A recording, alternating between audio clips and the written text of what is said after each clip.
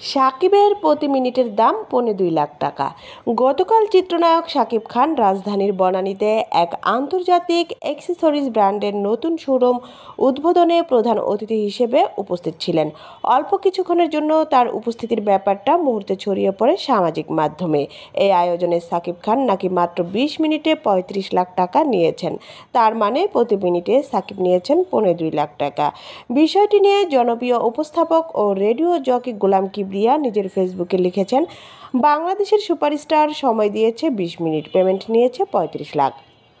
কাজ ছিল একটা ব্র্যান্ড প্রমোটের। কোথাও সেই ব্র্যান্ডের নাম নেই ফেসবুকে, এমনকি সুপারস্টারের কোথাও ব্র্যান্ড ট্যাগ দেখিনি। সবাই আছে তার গুফ আর লুক নিয়ে। ইন্টারেস্টিং, কোনো এজেন্সি করেছে এই ইভেন্ট ম্যানেজমেন্ট। এদিকে শাকিব